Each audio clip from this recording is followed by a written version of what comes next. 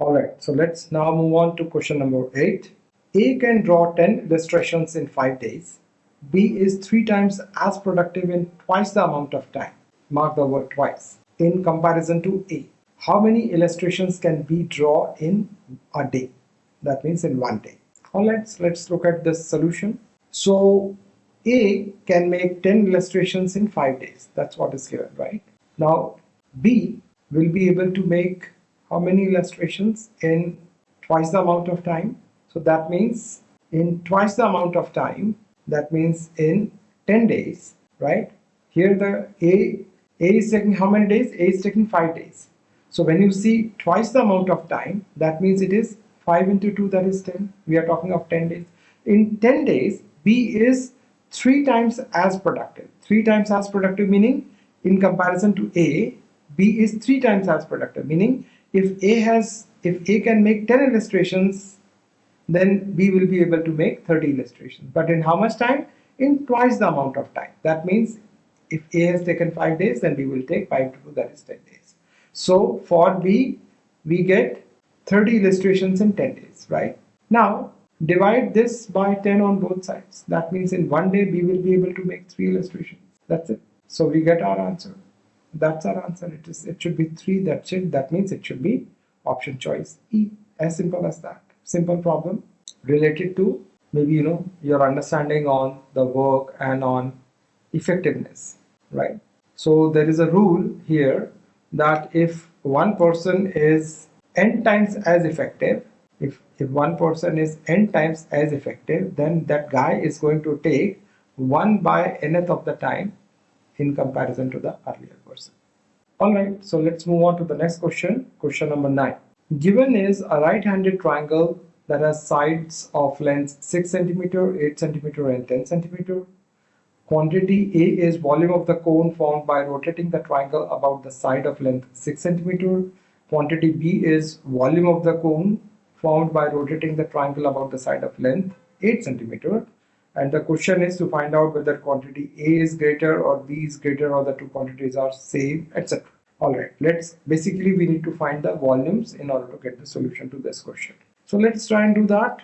Let's visualize the problem first. So here the right angle has length 6, 8 and 10. That means 10 is the longest side and therefore will be the hypotenuse. And the other two sides, that is the legs of the triangle, will be 6 and 8. Let's say if this is 6 and this is 8, just for visualization, let's take any of the legs as 6 or 8, whatever.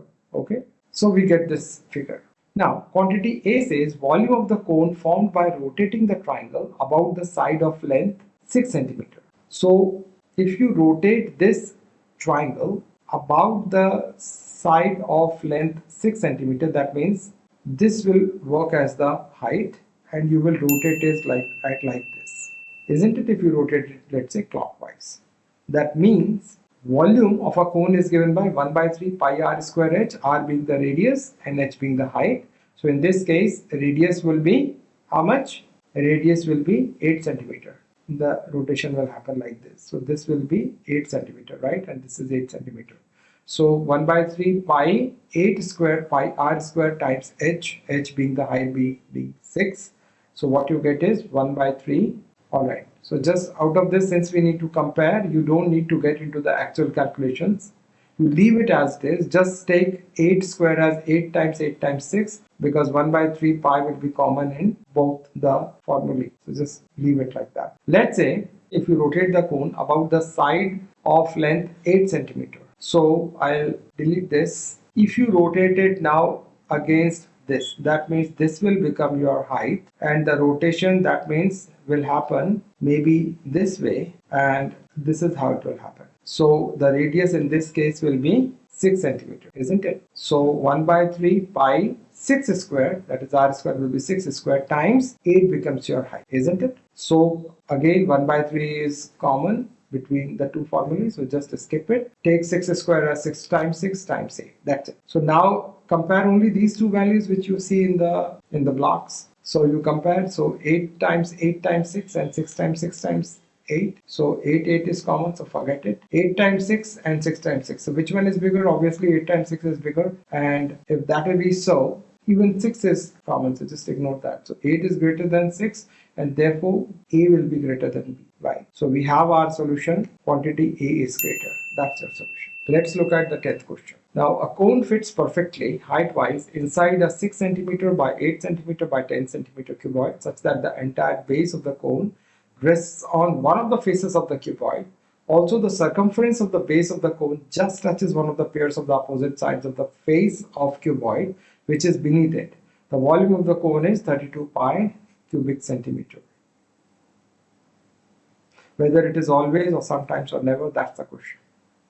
As you can see on your screen, I've drawn a cuboid and visualize this problem for you. So if this is the cuboid, you take one side length as 10 centimeter and maybe the other adjacent side as 8, and maybe the depth or basically these are the axes that you can take. Let's say x, y, and z axis. Okay. So 10, 8, and 6, these are your side lengths of the cuboid, and the cone fits perfectly height-wise. Remember, height-wise.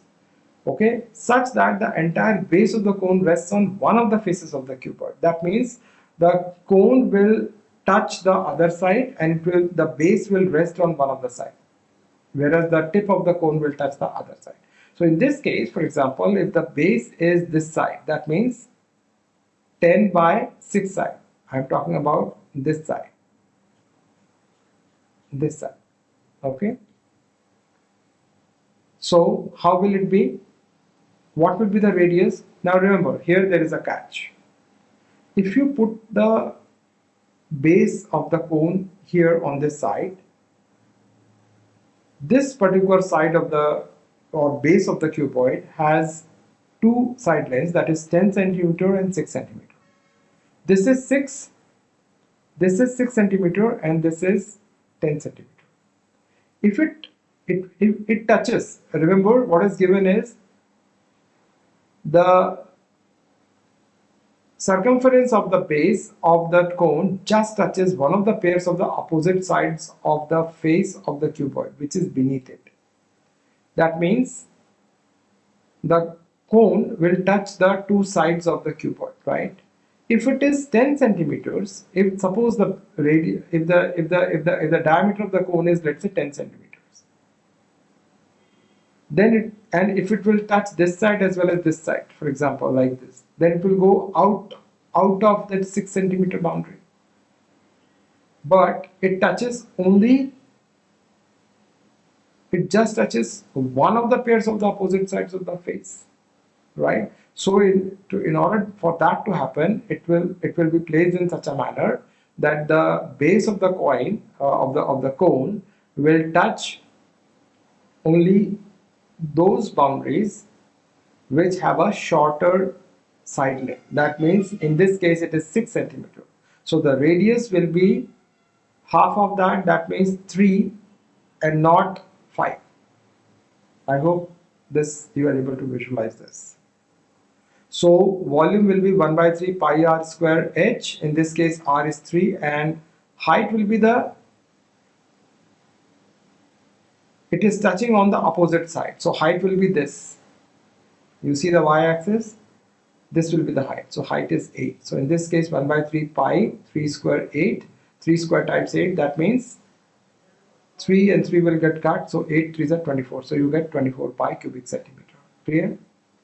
Now the next, there are two more cases. So let's visualize the next case. It will be,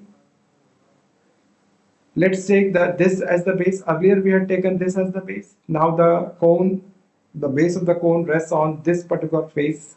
That means 8 by 6 face, right?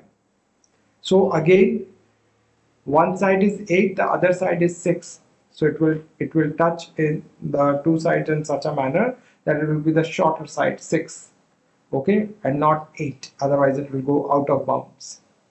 So radius in this case will be half of 6, that means 3.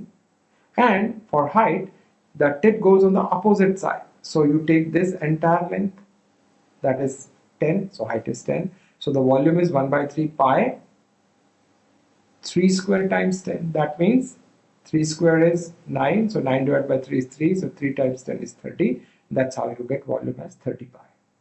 Let's look at the last possibility.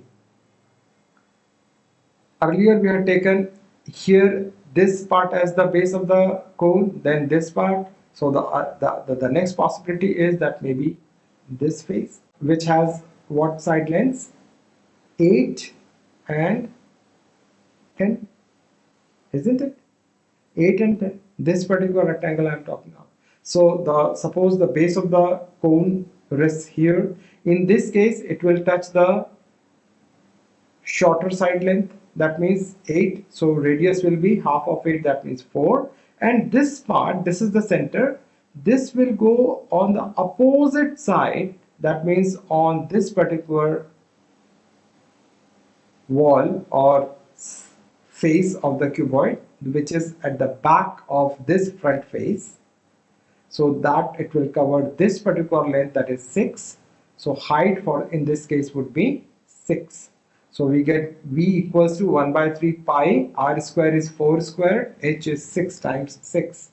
So 3 ones are 3, 3 twos are 6, and 4 square is 4 square is 16, 16 twos are 32. So we get 32 pi. So we have three situations in which we saw that it could be 32 pi or 30 pi, or it could be 24 pi. And what is given is the volume of the cone is 32 pi. So the correct answer choice is sometimes. Option choice B. That's my final answer. Clear? Now look, here you don't need to make this drawing. It will take a lot of time. It's a time consuming problem actually. You don't need to do that. I'll give you a shortcut method to look at the same problem. Okay? Now look, wherever you see the drawing and wherever you see things written in red ink, just ignore that for the time being. Okay? Focus on what I have written in blue. We'll do the same problem but with a different perspective. So I have given that hint to you in the previous solution, that look, the side length always is the shorter side that you will consider if the base of the cone touches the one pair of opposite sides of the face of the cuboid. Okay, so what you do is, without drawing, first you take, see there are three side lengths given, 6, 8 and 10. You take this as LBH, length, breadth, height, as 6 by 8 by 10. Then take three combinations, L with B, L with H, and then B with H. These are the three combinations. Always take R as half of the smaller number in whichever number pair, I mean in L or B, or in L and H, or in B and H, take S as half of the smaller side length. And whatever balance parameter will be left, that will become your H. So look at this. In the first case, we are taking what? The base is resting on, let's say, 6 and 10. So we have taken 6 and 10. Here the base is 6 by 10. So okay. So in 6 and 10, the smaller number is 6. So just take half of that as R. So R is 3. So 1 by 3 R square, and H will be the balance parameter. That means 6 and 10 is taken. So balance parameter is 8, and therefore 8. So I'm ignoring this part. I'm not visualizing it anymore. I'm just following this. Okay. The next set would be, earlier my base was 6 and 10, so I can now take my base as 6 and 8. And the next base would be obviously then 8 and 10, right? I'm taking three different combinations.